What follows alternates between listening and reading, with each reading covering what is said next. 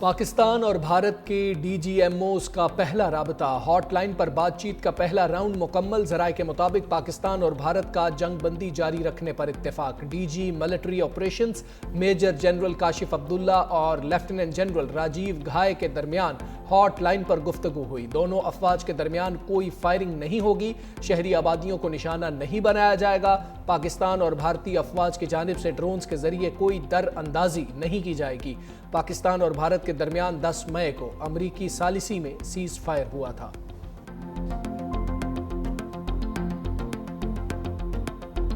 الحمدللہ، پاک فوج نے عوام سے کیا وعدہ پورا کر دیا۔ آپریشن بنیانم مرصوص کامیابی سے پایا تکمیل۔ آئی ایس پی آر کے مطابق پاک فوج نے معصوم شہریوں کی شہادت کا بدلہ لے لیا، صرف وہی اہداف نشانہ بنائے جو پاکستان پر حملوں میں ملوث تھے۔ قوم کے حوصلے اور دعاؤں نے پاک فوج کو ناقابل شکست قوت دی۔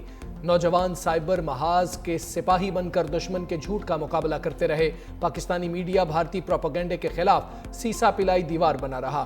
22 اپریل سے 10 مئی تک پاک بھارت کشیدگی کو مارکہ حق کا نام دے دیا گیا۔ 6 سے 10 مئی تک کے آپریشنز بنیانم مرصوص کا حصہ تھے۔ ملک کی خود مختاری کو خطرہ لاحق ہوا تو جوابی رد عمل جامع اور فیصلہ کن ہوگا۔ امریکہ نے بڑی جوہری جنگ کو روکا۔ پاکستان اور بھارت سے کہا جنگ نہ روکی تو آپ سے تجارت نہیں کریں گے۔ امریکی صدر ڈونلڈ ٹرمپ نے پاک بھارت جنگ بندی کے پس پردہ حقائق بتا دیے۔ پریس کانفرنس میں کہا امریکہ نے تجارت کے ذریعے جنگ رکوانے میں اہم کردار ادا کیا۔ جنگ چھڑ جاتی تو لاکھوں لوگوں کی اموات ہوتی۔ پاکستان اور بھارت کے رہنماؤں نے معاملے کی سنگینی کو سمجھا اور جنگ بندی کے لیے آمادہ ہوئے۔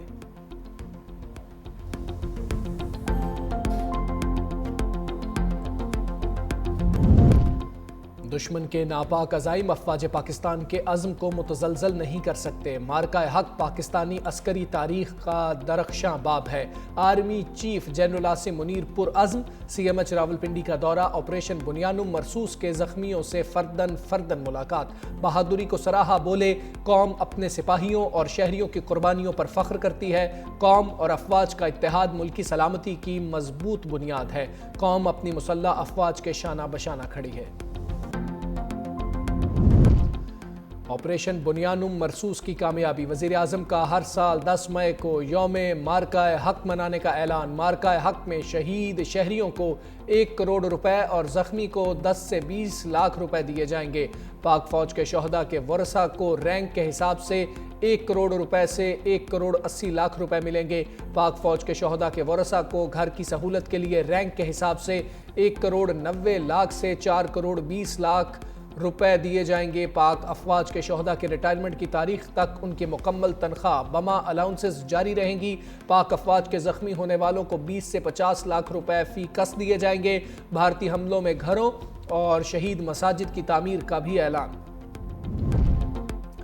بھارت سے کن نکات پر بات ہوگی، خواجہ آصف نے بتا دیا۔ بولے بھارت سے مذاکرات ہوئے تو پانی، دہشت گردی اور کشمیر پر بات ہوگی۔ مسئلہ کشمیر کے حل کے لیے بھارت اور پاکستان کے لیے یہ سنہری موقع ہے۔ ٹرمپ نے مسئلہ کشمیر پر بات کر کے ایک اور پیشرفت کی۔ ساری جنگیں کشمیر پر لڑی گئی ہیں، حالیہ جنگ بھی کشمیر کا مسئلہ تھا۔ جو ملک دہشت گردی کا سب سے بڑا شکار ہے اس پر الزام لگا کر حملہ کیا جائے، یہ ستم ظریفی ہے۔ پانی کے معاہدے کو معطل کرنے کی گنجائش نہیں۔ بھارت اس وقت اپنے زخم سہلا رہا ہے۔ بھارتی پارلیمنٹ میں ان کے وزیر اعظم کو برا بھلا کہا جا رہا ہے۔ اسرائیل کے علاوہ کوئی بھی ہندوستان کے ساتھ نہیں کھڑا ہوا۔ وزیر اعظم شہباز شریف سے پاکستان میں تعینات ترکی کے سفیر کی ملاقات۔ وزیر اعظم نے بھارت سے کشیدگی کے دوران مکمل یکجہتی کا اظہار کرنے پر صدر رجب طیب ایردوان کا تہہ دل سے شکریہ ادا کیا۔ بولے پاکستان کی مسلح افواج نے آپریشن بنیانم مرصوص کے ذریعے دشمن کو منہ توڑ جواب دیا۔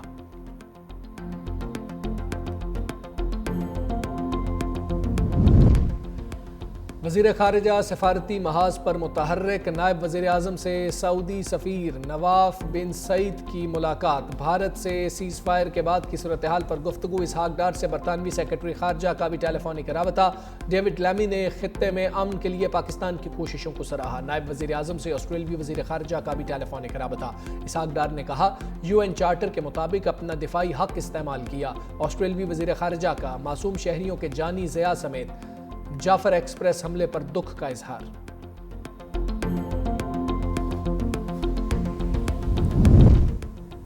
بھارت کو ہر محاذ پر بری طرح ہرایا، اب ایڈونچر کرنے سے پہلے 100 بار سوچے گا۔ وفاقی وزیر داخلہ محسن نقوی کی لاہور میں ڈرون حملے میں شہید علی حیدر کے والدین سے ملاقات، فاتحہ خوانی، بولے شہید علی حیدر 8 بہنوں کا اکلوتا بھائی تھا۔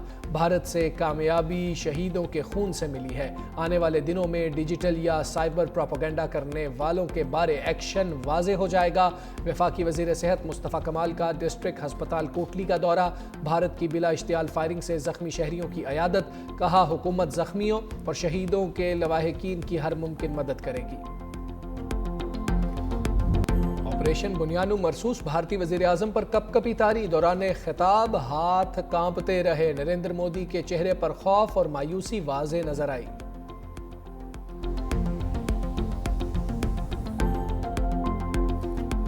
پاکستان مسئلہ کشمیر کو عالمی سطح پر اٹھانے میں کامیاب ہو گیا۔ مقبوضہ جموں و کشمیر کے کٹھ پتلی وزیر اعلیٰ عمر عبداللہ کا بھی سفارتی محاذ پر پاکستان کی کامیابی کا اعتراف، بولے امریکہ کشمیر مسئلے پر نگران یا ثالثی کا کردار ادا کرنا چاہتا ہے۔ پاک بھارت جنگ کی وجہ سے بہت سی چیزیں بدل چکی، جنگ کے بعد ہم اب ایک ایسی جگہ پر کھڑے ہیں جو ہم نے سوچا بھی نہیں تھا۔ اب امریکہ بھی کشمیر تنازع حل کرنے میں دلچسپی لے رہا ہے۔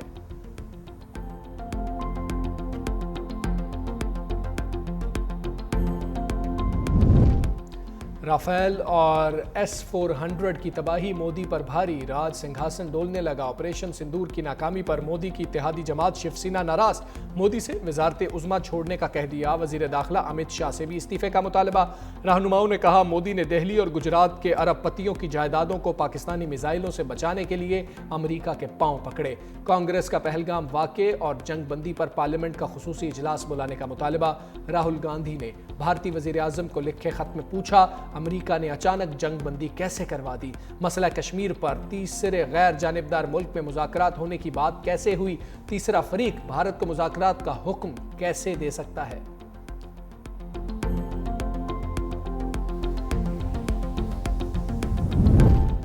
بھارت کی جانب سے رافیل گرنے کا بالواسطہ اعتراف، رافیل بنانے والی کمپنی ڈسالٹ ایوی ایشن کے شیئرز مزید گر گئے۔ میڈیا رپورٹس کے مطابق ڈسالٹ ایوی ایشن کے شیئرز میں 7% کمی ہوئی۔ گزشتہ 5 روز کے دوران مجموعی طور پر فرانسیسی طیارہ ساز کمپنی کے شیئرز میں 10.33% کمی ریکارڈ کی گئی۔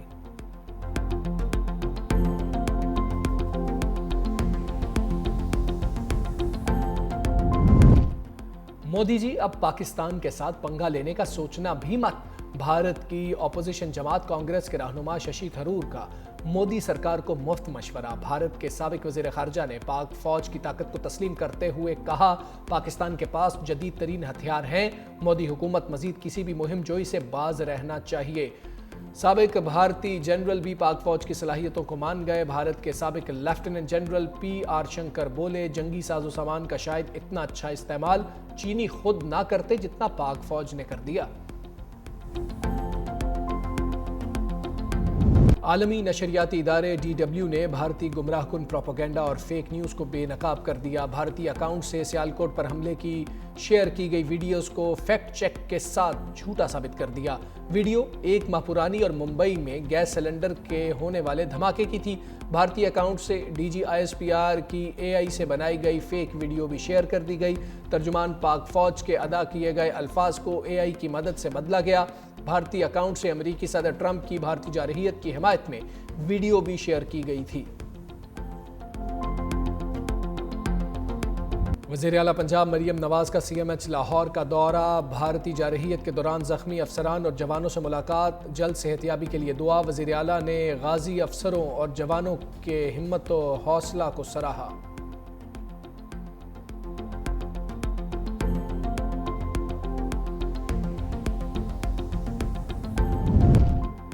بھارتی جارحیت میں شہید ہونے والے پاکستانیوں کی قصور میں غائبانہ نماز جنازہ۔ اسپیکر پنجاب اسمبلی ملک محمد احمد خان، وفاقی وزیر مملکت ملک رشید احمد خان، MPA ملک سعید احمد خان، اعلیٰ فوجی افسران، مقامی انتظامیہ اور ہزاروں شہریوں کی شرکت۔ اسپیکر پنجاب اسمبلی نے کہا قوم اپنے شہداء کو کبھی نہیں بھولے گی۔ پاکستان کی سلامتی اور بقا کے لیے قربانیاں دینے والے بہادر سپاہی قوم کے ہیرو ہیں، بچہ بچہ مسلح افواج کے شانہ بشانہ ہے۔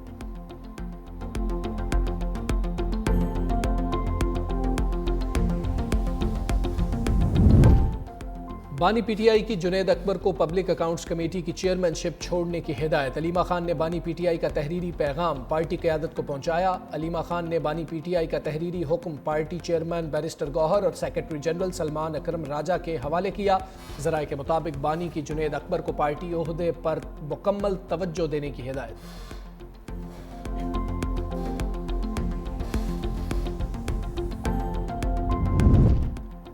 وزیر اطلاعات پنجاب عظمہ بخاری کا 365 نیوز ہیڈ آفس کا دورہ۔ Senior anchor person Muneeb Farooq, executive director news and current affairs Muhammad Usman اور سی او او مدثر اقبال نے استقبال کیا، گلدستہ پیش کیا۔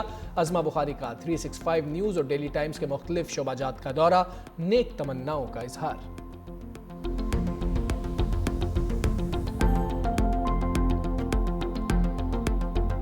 چین اور امریکہ میں تجارتی معاہدہ طے پا گیا۔ دونوں ممالک کا ایک دوسرے پر عائد ٹیرف کا کچھ حصہ 90 دن کے لیے معطل کرنے کا اعلان۔ اقتصادی اور تجارتی تعلقات پر بات چیت کے لیے میکانزم قائم کیا جائے گا۔ امریکی وزیر خزانہ کا کہنا تھا چین کے ساتھ مذاکرات میں نمایاں پیش رفت ہوئی، تجارتی معاہدے کی مکمل تفصیلات بعد میں جاری کی جائیں گی۔ لیبر حکومت کا برطانیہ میں امیگریشن کم کرنے کے لیے بڑی اصلاحات کا اعلان۔ امیگریشن کے تمام شعبوں ورک، فیملی اور تعلیم کو سخت کیا جائے گا۔ انگریزی زبان کا ٹیسٹ بھی مزید سخت کرنے کا فیصلہ۔ بیرون ملک سے ورکرز کی آمد کو محدود کیا جائے گا۔ برطانیہ میں مستقل قیام کی اجازت کے لیے 5 کے بجائے 10 برس بعد درخواست دی جا سکے گی۔